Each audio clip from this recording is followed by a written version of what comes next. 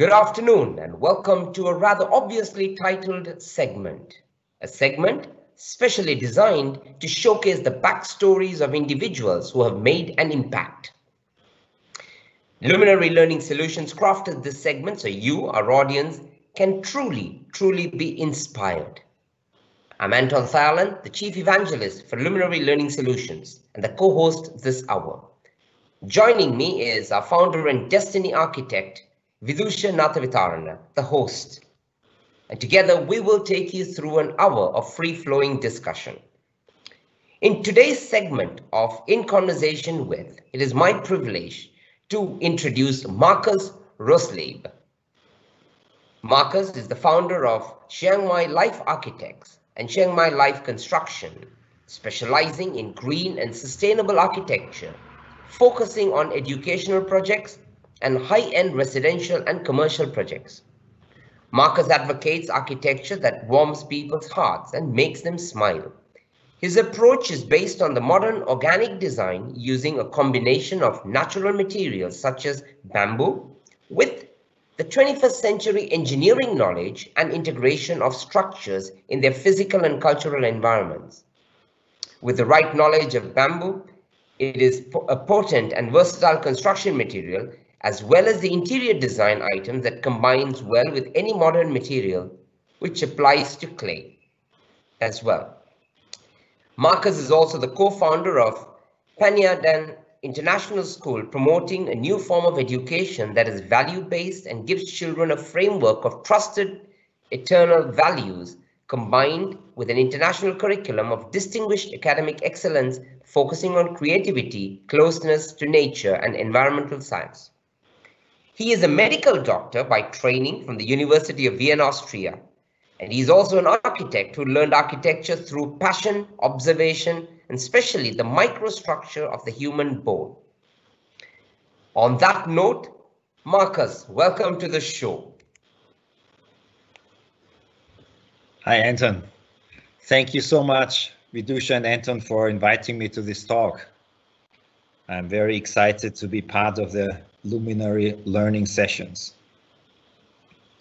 Thank you for accepting the invitation, Markus. And before we dive in, that last sentence, I am puzzled, and I know Vidusha has a string of questions on this.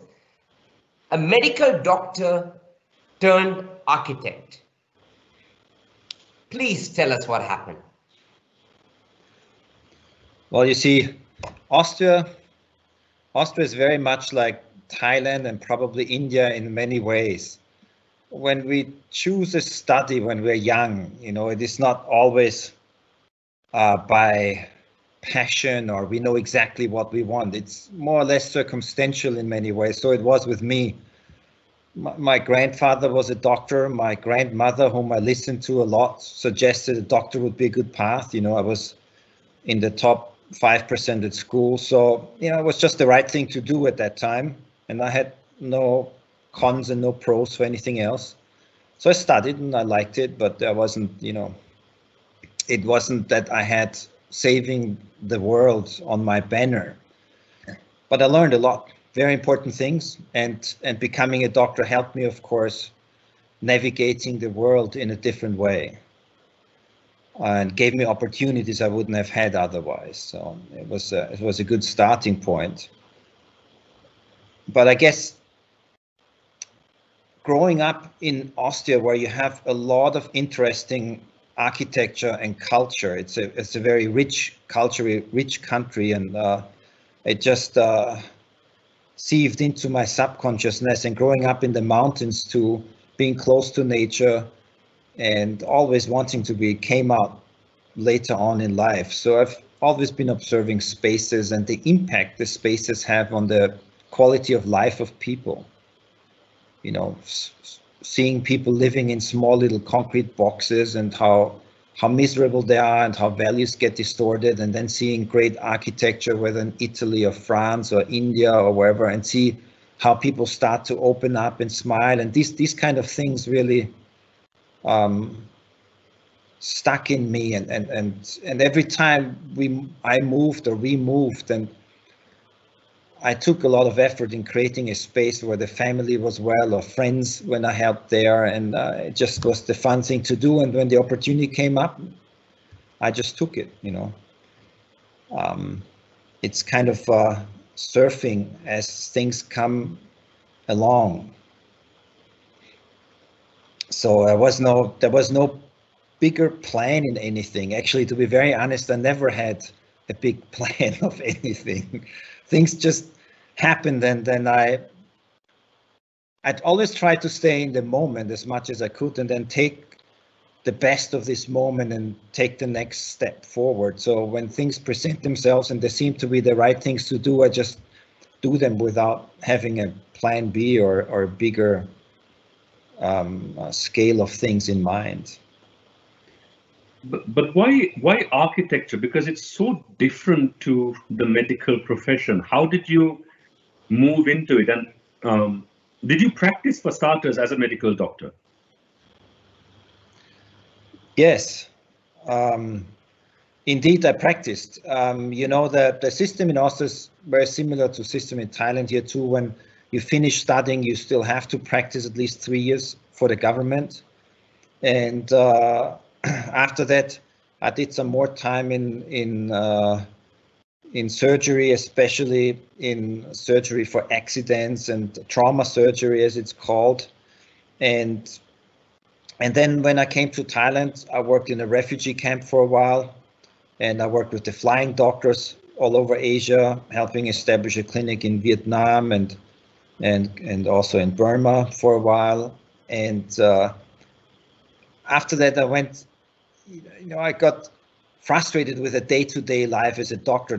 Once you've worked in a refugee camp, which is probably the most fulfilling kind of work you can do as a medical doctor, it's difficult to fit into a normal practice where people come with colds and headaches, and actually, if you give them real advice, which most of the time is drink warm water and have rest, you know, they go to the next guy until they get a pack of pills, which they then don't eat anyway, but at least they want them. You know, it's a kind of day-to-day routine. It was a bit frustrating. I went into research into university in Bangkok about monoclonal antibodies, developing, which is now, you know, hot again, developing antigen test kits, but for tropical diseases at that time, and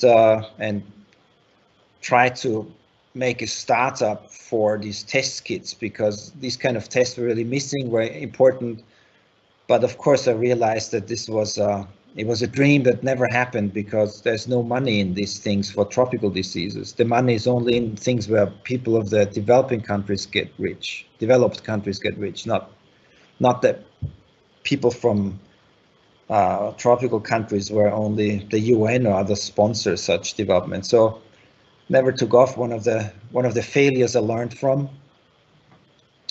And you know, also family things, and we were in Bangkok for a long time, and then we moved up country, and you know, I started rebuilding the house here.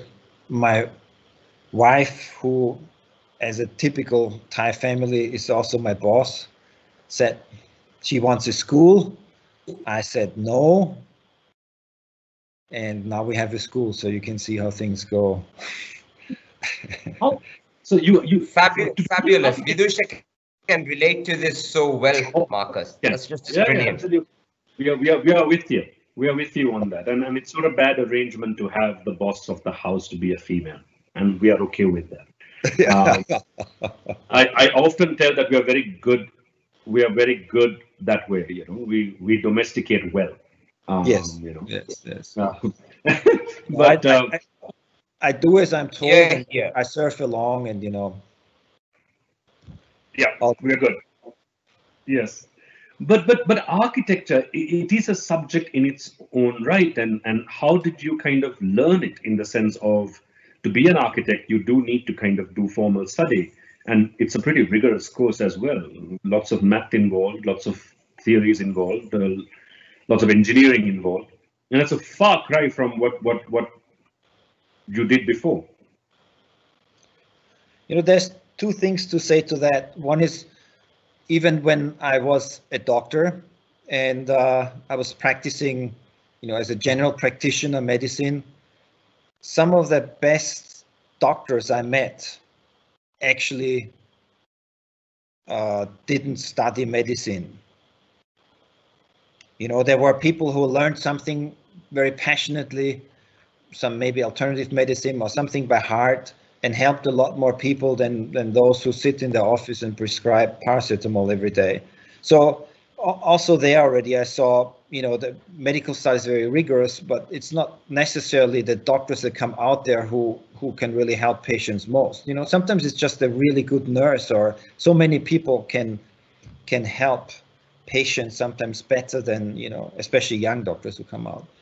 Having said that, you know, I've been building since I'm very young and doing things. You know, in Austria when I was young, you couldn't just call a electrician or plumber so easily. You had to do a lot of things yourself. My family was fatherless very early, and so my brother and me, we had to do a lot of things. I always enjoyed it, you know, building this and there and taking down and repairing.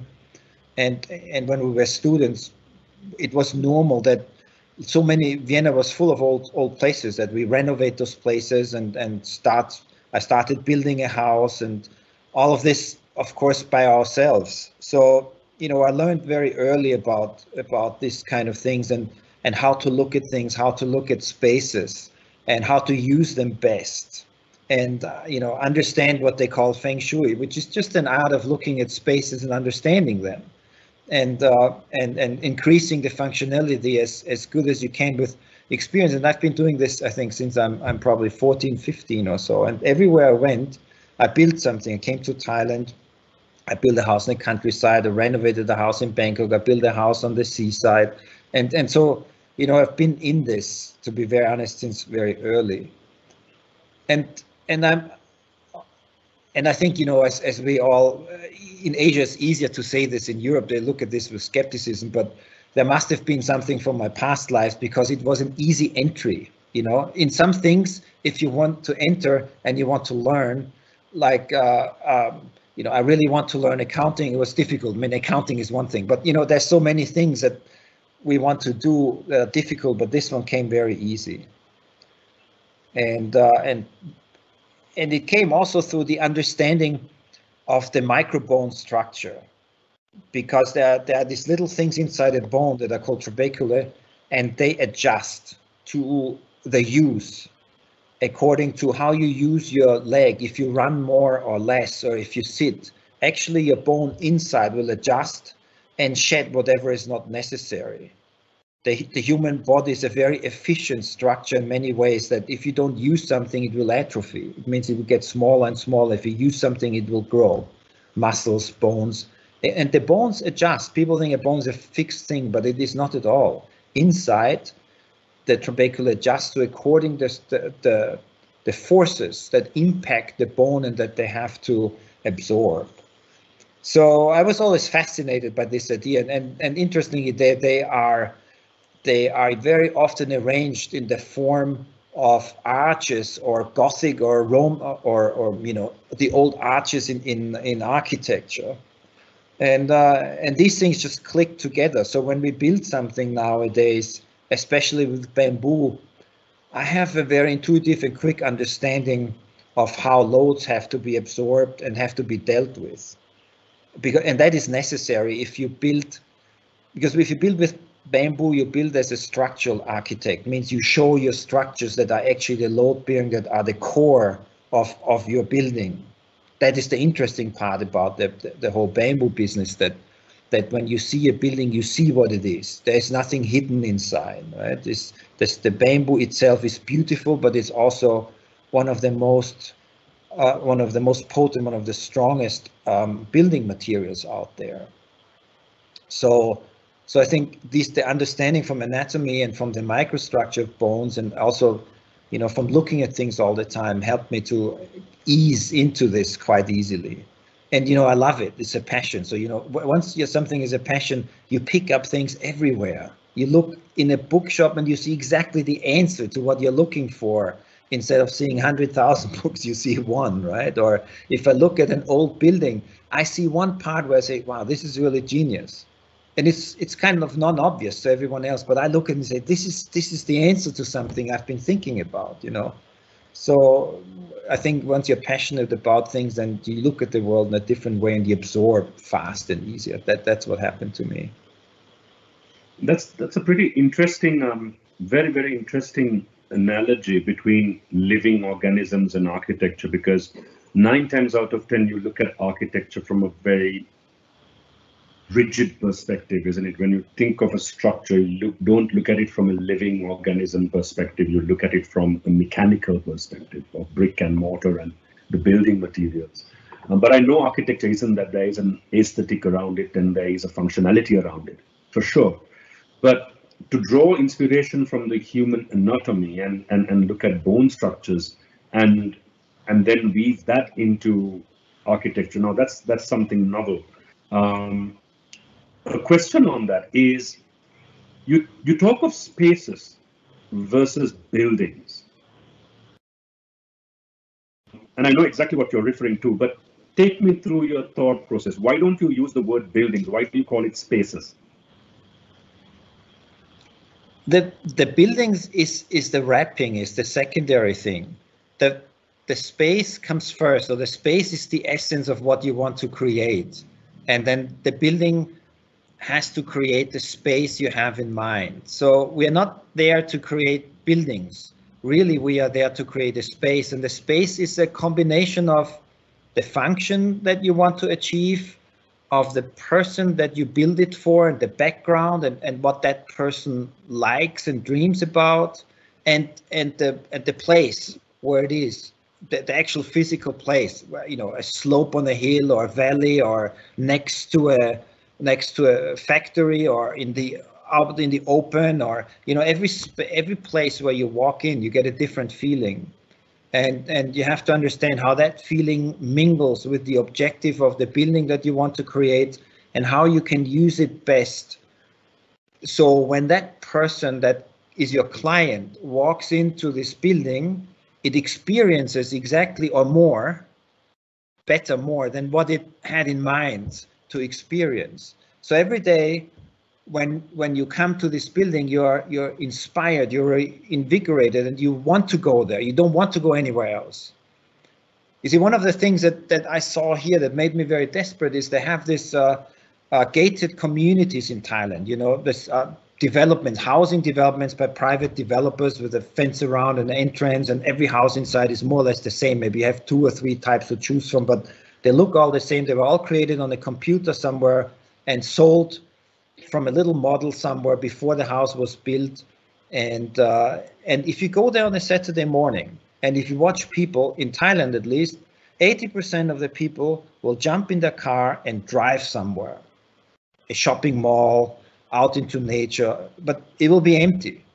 You see, for me, that's an architectural failure. If I build a home for someone, then I want these people to feel this is the best place to be. I will invite my friends over and I will spend my time with my family here. I don't need to go into my car and go anywhere. I mean, once in a while, of course, we all have to go out, but this is our place. This is the best place in the world. And if you can't achieve that, if people don't come home and feel, I like to be here, I don't need to go out tomorrow, I think then you failed as an architect.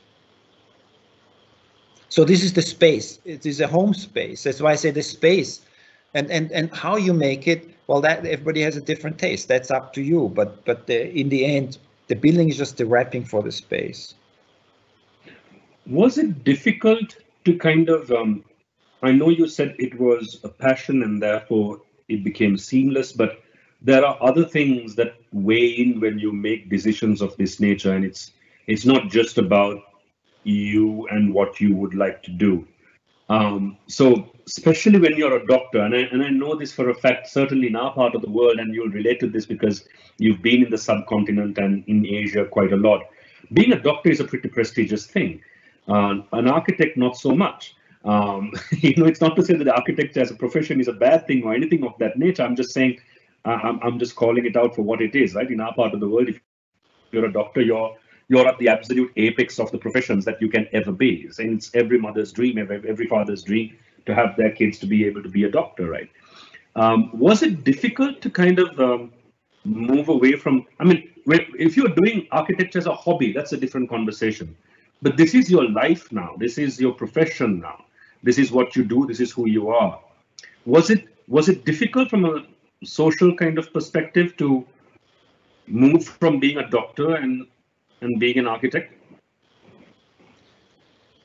I guess I don't want to sound arrogant or weird, but I never had that feeling that, that being a doctor was an socially important thing to be, or to be socially, maybe I'm not a very social person, or maybe I don't have, according to my wife, my social abilities are rather negligent, so negligible.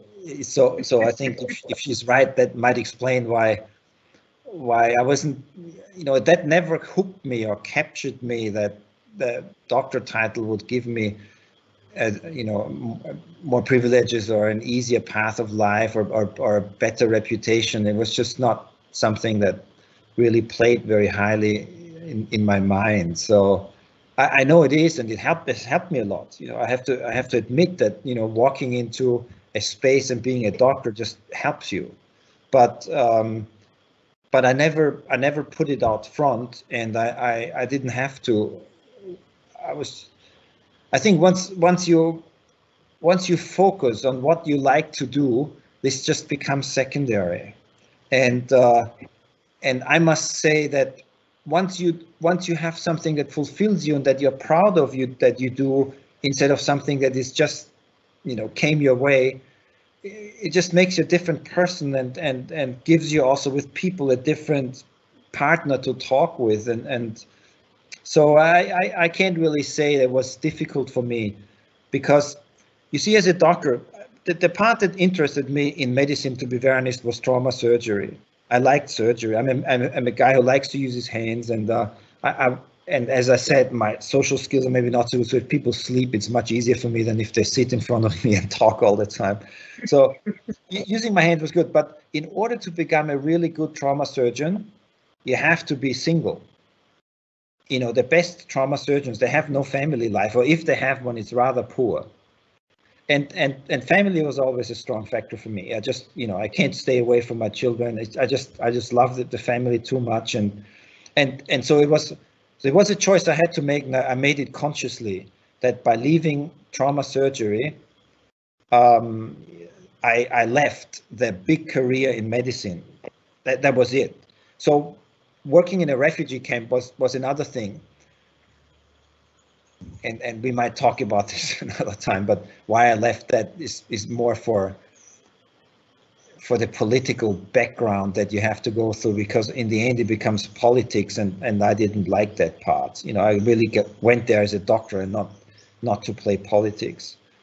And then, so this left science for me. So I did the science for a while, which was interesting. It was very, very interesting, but I'm a practical guy. I want to see an effect in the world. So we developed those test kits, and we couldn't get them going, and we sank a lot of money into it, and so the time came to say goodbye to that too. So there was step by step a conscious decision to move out of this area, and as I had the opportunity to build, which I really liked to, I didn't hesitate twice. What in the sense where, when you create spaces, where do you draw inspiration from?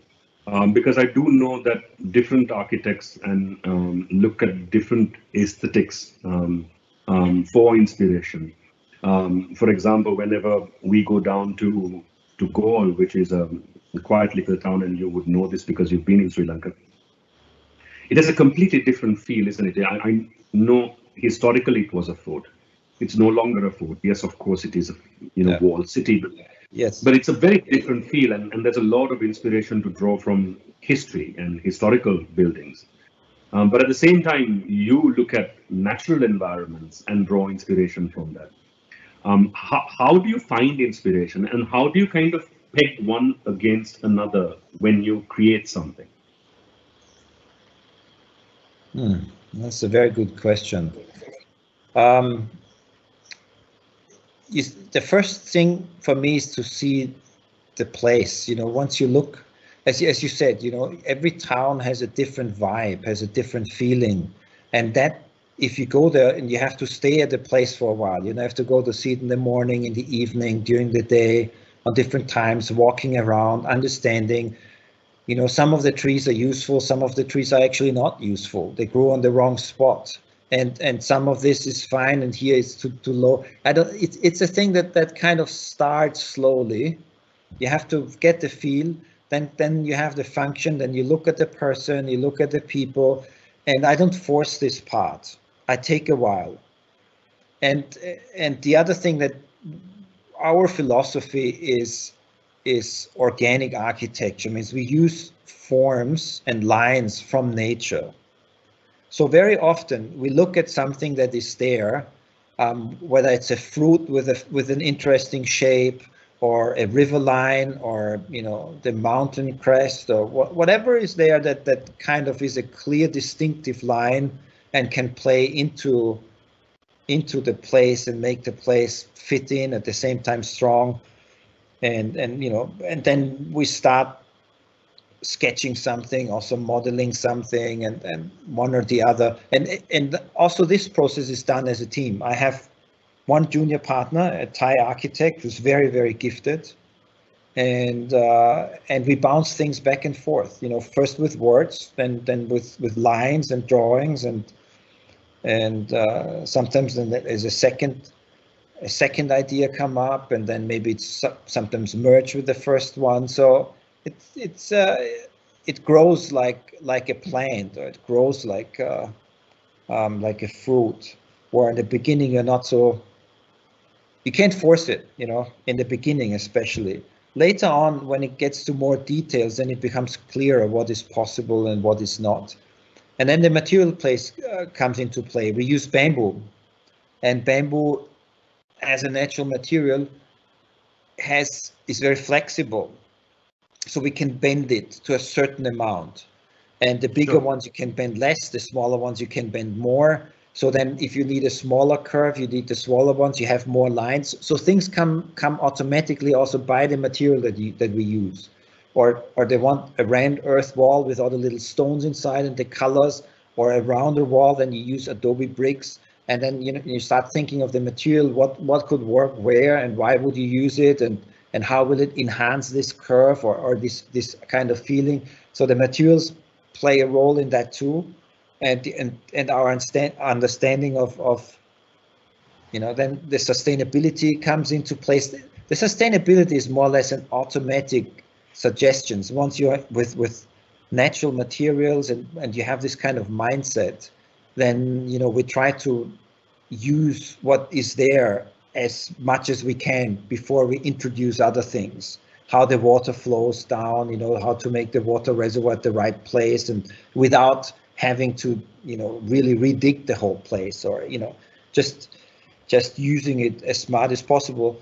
But we are also not the absolute green guys, because in the end we need to create a space, and I do think that the human mind can enhance spaces. So the people say, oh, the nature already has the best space. I not necessarily agree to that. I mean, if you go into a natural park, yes, I wouldn't touch those. But if we come to an area where the human being wants to live and prosper and take care of this planet, then we have to enhance it, and we can, but we have to do it in a smart way.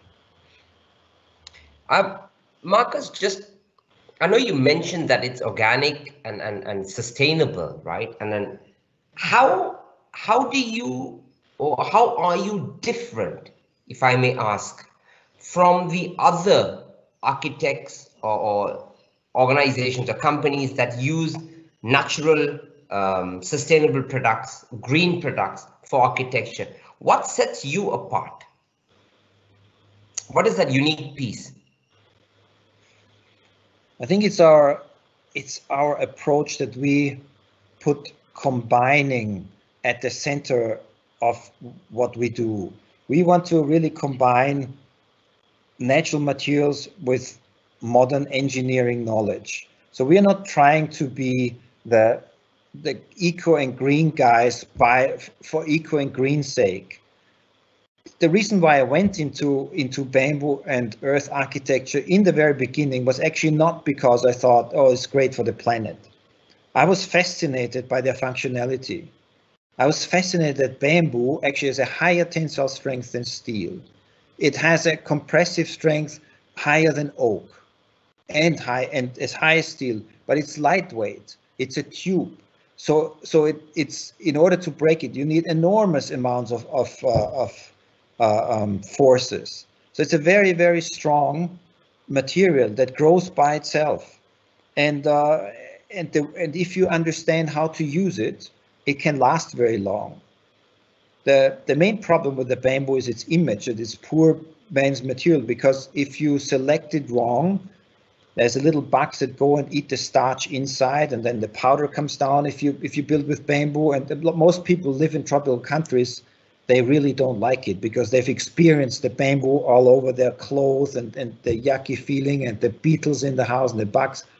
But actually, bamboo is like asparagus. In its early years, it is very soft. It's full of starch, very little fibers, and that's why the panda bear, the elephant, and the human beings eat it. So, but at the same time, it grows like a grass. That means the new ones grow on the outside. So it's easier to cut the new ones that are full of starch with very little fibers. If you wait for about 3-4 years, the starch content goes down, the fiber content goes up, and after about 4 years, bamboo becomes actual construction material, where you have a dense fibrous structure with very little starch. But if you use the early one, you build a house with sugarcane, and then you wonder why everybody comes and eats it up, your house, and why it falls down on you. But that's not the materials problem, it's the ignorance of the user. That at that stage, that material was food, and then you shouldn't really use it. But human nature is inherently lazy. It's so much easier to cut the outside than to make a path and cut the inside ones, that it's very difficult to counter that development and also that image of the bamboo. Coming back to actually your question is that, so we looked at the bamboo really in its microstructure and so many things, that it is a very capable construction material, functional. And the same with the earth. Earthen walls insulate well. Inside it stays cool. They regulate humidity better. They create a nicer room climate and room feeling inside. You don't have to hang 1,000 pictures. If you have a nice earthen wall, that's all you need, And it keeps the temperature. It will be cool in summer, warm in winter. And if you know how to build again, we have earthen houses all over the world that are 800, 1,000 years old or even older. So if the house falls down, it's not because of the material. Again, it's the ignorance of the builder. If you know how to build, it will last. And most concrete houses are built today, they don't outlast 20 years until they are taken down. Even though everybody says it's so much better and stronger. Concrete is good. We use it for foundation. So we are not on the eco-freak side. We just try to use things as smart as possible. And that bamboo has a negative carbon footprint because it actually absorbs carbon during its production instead of releasing it like steel is the icing on the cake. I love it. Of course I love it. But it's not why I started it. So in all we do here, coming back to your question with differentiators, is that we understand it's natural and it's beautiful and all this, but our emphasis is on functionality. With the way we design, with the look at the materials, is we use the bamboo with its strength. And one of those things that includes, again, arches. One of the things we introduced into bamboo architecture that was really our innovation is bundling bamboo and making big arches. Why? Because usually a bamboo pole after about 9 meters gets too thin to be structurally competent. And then you have to make a joint. And the weakness is that joint, not the long pole. The long pole is strong, but the joint, because if you press on 9 meters at the other end, the force on this small part is very, very high.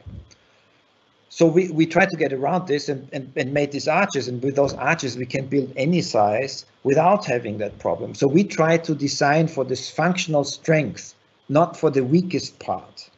And so we take this scientific approach to the materials, to every little detail. And I think and also I like to combine it with modern things, putting in machinery or cameras, Wi-Fi. I like to bring this material into the daily life of the mass, not of the hippie column on outside of town. I want this to make it a material that everybody can participate in and slowly reduce our reliance on concrete and steel, because they're really overused. And not bad, but they're just overused, and the damage they do is too big. On that note, I do want to ask, how difficult is it to get that ethos across? Because most of the time, and you touched it when you mentioned this in your final sentences, most of this type of architecture is for a very niche market. It's not for the masses. Of course, we've used this kind of building in our normative years of our history, but it's something that we want to get out of because we think it's poor man's building material. If you can't afford anything else, well, use earthen walls.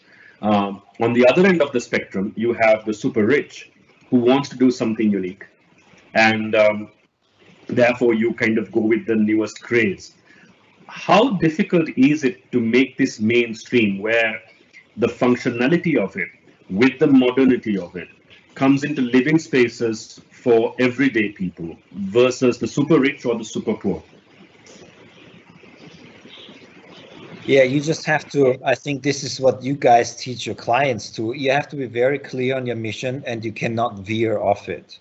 So what we do is we position ourselves in the higher part of the normal market, not super high end, like I think Anton mentioned to me before, like in Bali you have a group of people who are related to millionaires and billionaires and build a house for many $1 million, and beautiful, absolutely stunning, but unaffordable to the masses. So what we are trying to do is different. We really want to position ourselves in the upper end of the normal market. And the reason why we need to be in the upper end is for 2-3 things. First of all, I personally just can't do cheap things. I just don't have it in me. I need to do something really nice. It has to last, it has to be beautiful, it has to make people smile, and it has to be functional. And then, we're talking about effort that can't be cheap to start with. The second thing is I have a social mission in terms of, I know I use a lot of hill tribes in Thailand as my workers, mainly actually, and there's Burmese hill tribes. The Burmese military burned down the villages, chased them to Thailand. Thai's not too happy, so they work with me. And I prefer to do everything by hand, give the work to them instead of buying a machine and give that money to the producer of the machine. So everything is handmade, which again makes it a bit more costly but more beautiful and also more higher quality. And then it is also to change the image. You have to produce something nice, and we find that the only way to change the image is to have people buy, to have money, and who enjoy to have money. And we build something that magazines come and put on the front cover or put in magazines. It goes in TVs. It goes, it's become showcases. And that's one of the things why we have clients, because they've seen, oh, your things have been in magazines all the time. And I can say, okay, if I build this for you, the likelihood that you will be in the magazine is very high. Okay, they like this. And once that happens, that's the only way to change the people on the lower end of the financial system mind. Because, many NGOs came to us and said, oh, let's build something for the farmers and for the poor people and so on. And I did it once. And after a year, we built a small community house in the mountains for a hill tribe. After a year, went there and it looked completely run down. So I went to the headmaster of the village, whom I remember, and he remembered me. So I asked him what happened. He said, you really thought we're going to use this? Now we're using this. And this was concrete and tin roof, right? Because that's the material they want. That's the material of the rich people. They want those materials of the rich people. They don't want to have an earthen and bamboo house. For them, it's poor people's material. So I don't believe in this. Let's build bamboo and earth houses for the poor. They don't want this.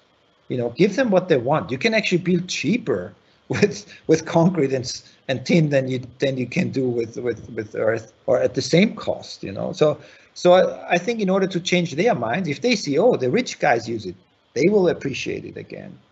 I mean, there's always exception. I'm generalizing now. You know, there's always also smart villages. There's also all this, but you know, the mainstream is like what I just said. No, absolutely. And in that journey, I do want to kind of come into something very personal. Yours is a very, very unique mix, isn't it? There's science and there's the arts that combine seamlessly to produce what you produce. I love what you said, to say that you're not doing it because it looks nice or because you think it's just green, but it needs to be functional as well. Does that relate to you as a person as well, where you need it to be functional, but you also need it to be aesthetic? How does that translate into you being a husband and a father?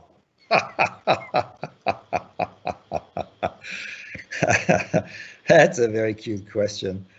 I mean, luckily the boss is not around, so I might be able to say what is on my mind. You know, you do realize this is being recorded. So choose your next words wisely, for they may be your last. Well, you know, I think I'm a very dedicated family man, and I do think that I think that you know, functionality is a good question. It's the same passion that I have for my work. I do have for my family, you know, my children, and to inspire them, to give them the spark, is something that takes a big part of my thinking. How to do that actually is not easy, because we all tend to pamper them all too much, you know. So how to so back to your functionality, I do have a lot of theoretical thinking that I try to put into practice, that is based on research, science, experience, listening, and I'm not so sure it is as successful as my architecture. I'm just very lucky that the children have a strong nature and survive our efforts to mold them into something that they maybe shouldn't be molded to anyway. But you know, a lot of time goes into it's so funny if you tell them, you know, you don't have to study, because if you want to be good, famous, or if you want to make money, everything starts with the same thing. You have to like what you do, because only if you like what you do, you spend the effort and time that is necessary to accumulate those 10,000 hours that make you master of what you do, and therefore make you different and better than others. But because you do what you do, you will do it without feeling it's work. And sure. And the children listen to us like, you know, like we're fools, you know. No, but I have to study it, and I insist with the kids, you know, I've studied medicine, I have studied economics, I have studied, you know, my postgraduate in medicine, languages. I've been in this academics too much. And I can see it's good, but you know, experience and working is better and more fun. Also, it makes money and they leave the house earlier. but that's really secondary. Anyway, so yeah, you know, no comment about myself as a husband. I'm probably pretty lousy. I don't think so, but anyway. Words of wisdom coming out there, Markus. Yeah, great answer indeed. I do have a question based on the fact that, you know, your whole philosophy about how to build this, and you rightly said, you didn't go about doing this, you know, to save the planet and to be green, etc. But you looked at the texture, you looked at how it benefits and what you can do with this great material, right? And I was listening in for a bit, and your work is recognized globally, right? The question I have for you is, have you ever had to say no to a client or to a project? Have you turned somebody down and said, sorry, I can't take this up, based on your philosophy and principles? Yes, that happens. Yes. I mean, you see, sometimes you can just, I've seen so many things. So many people come with projects, and maybe 1 out of 100 becomes reality. Where people come really every day, and some of them just disappear by themselves.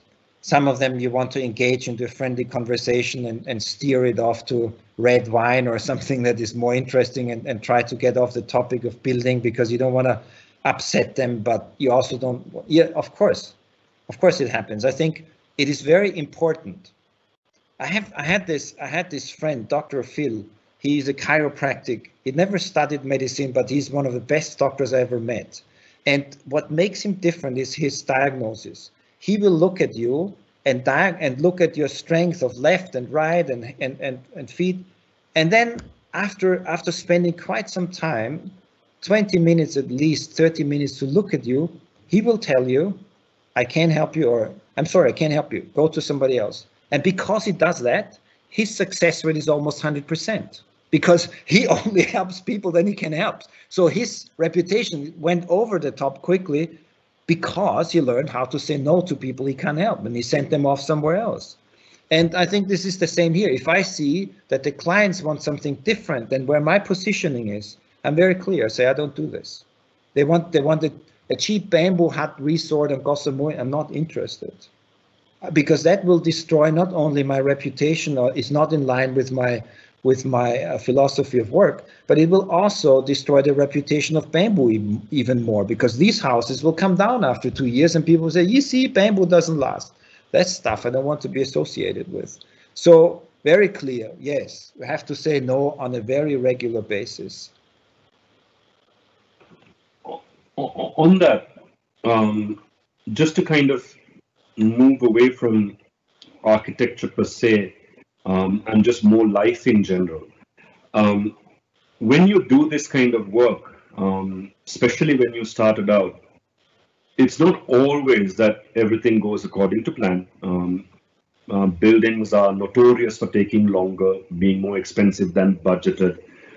Clients coming and saying, can we have a window here when there was none? Or can we take out the door that was actually there?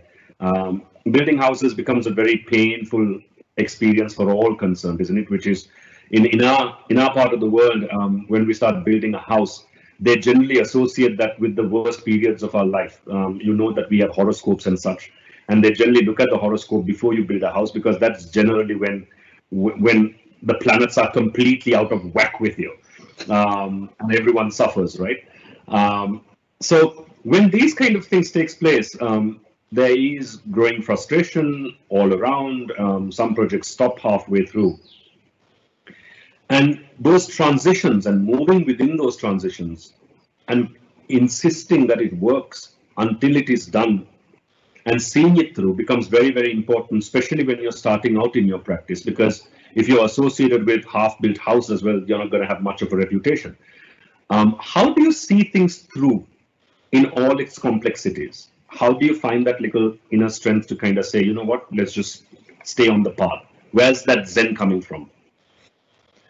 Well, listening to you, you must have built quite a lot of houses with the experience that you were just talking. Very, very true. Oh, so true. I mean,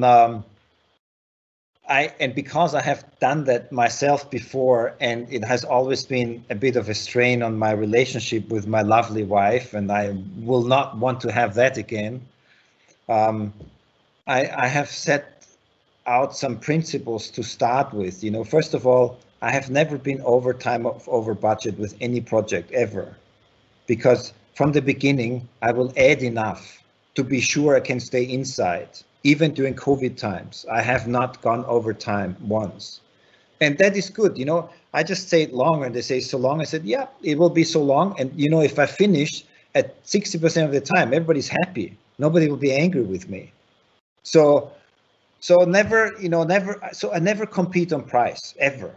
people come to me because they like what I do, and I tell them this is what it will cost, and I know what it will cost, you know, and I've done my things now often enough, and then I add a contingency, of course. And if I add too much contingency, I add something for the client in the end that he didn't expect, you know, then to balance things out, something to give something a little bit more. If something didn't happen that I thought 50% might happen, so I added it in. But never go over time or budget is one of the rules I really try to adhere to as best as I can. And then nobody's perfect, and it will happen at one point, but so far so good. How to handle a client during the process. I also make clear from the very beginning that what we do is very, very different, because we are not just construction, it's also art, it's sculpturing. So even when I give a plan to a client, I tell them that when I am on site and I see that that curve of the roof is not the best for this place, I will change it. If I see this has to be moved there a little bit, I will move it. Not because I'm careless, but because I found a better solution than we thought first. Because the first thought is in computer and paper, but this is real.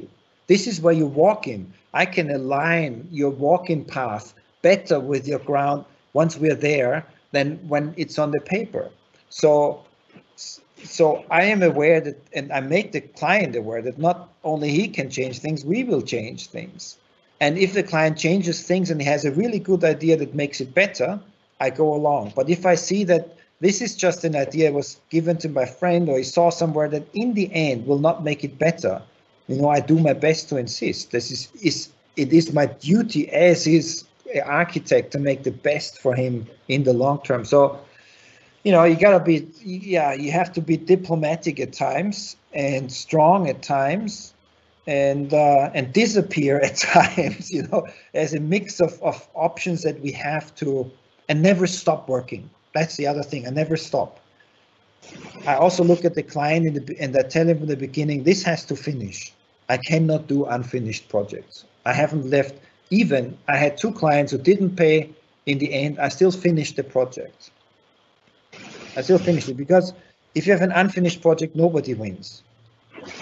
And if they don't pay, then I go to court. But I can go to court and say, this is finished. Here are the photos. Everybody says this is finished. If you stop halfway through, you lose anyway. There's nothing you can win. So I haven't done any unfinished project yet, not a single one, but sometimes on my own cost. But not without getting back to the client with the courts. I don't want to put it out there that I finish projects on my own cost, but I will not let things unfinished. I do my best to start with making sure I choose the right client. I choose where I can see this will be finished, and then we finish it. Very, very wise observation that you had, because not many people understand that part, that you have to make sure you can finish. You're one of the very few understood that. Yeah, thank you. Now, I have one last question, because I'm mindful of time. I'm looking at the clock. Anton just dropped me a text.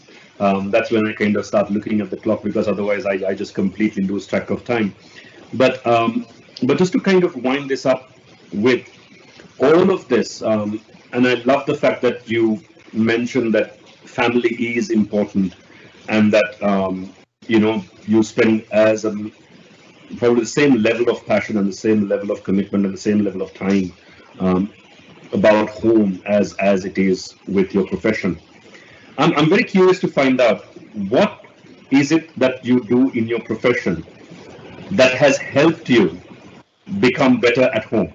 Because I think all of us spend a whole lot of time on what we do outside of our homes, but we don't generally translate some of those into something that we can bring home, and vice versa. Some things that we do at home makes us better at what we do at work as well. So any thoughts on how being a wonderful architect probably would have helped at home?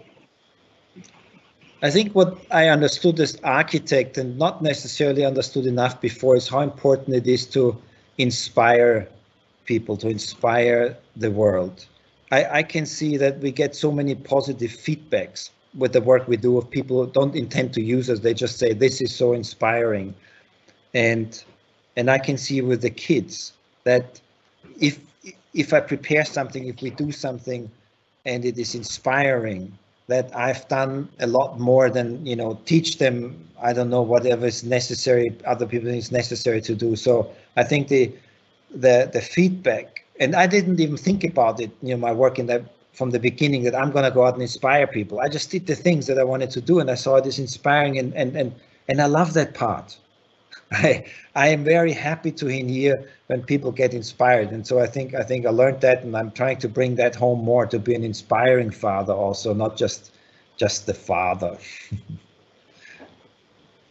Thank you for that. Anton, over to you, sir. Anton, I think you have your microphone off. Apologies for that. Markus, we are ever so grateful for the time. We do understand that you have a busy schedule. So thank you for giving us your time, and thank you for sharing those valuable stories and insight. For those who've joined in, Markus Roselieb is the founder of Chiang Mai Life Architects and Chiang Mai Life Constructions, specializing in green and sustainable architecture. He's also the co-founder of Panyadan International School, a medical doctor by training and an architect by passion. He truly is a modern day icon. To our audience, thank you for staying tuned in. I hope you enjoyed this segment. We do have another interesting personality lined up for this segment next week, so do watch our social media spaces for the links to join in. If you've missed part of this conversation, it will be up on our LinkedIn channel, linked in our channel on YouTube. Subscribe, hit the notification button to stay updated, and remember to share. Shout out to our technology partners H1 for going strong with us in our 3rd season. With this, I bid everyone a wonderful rest of the day. Stay safe, stay productive.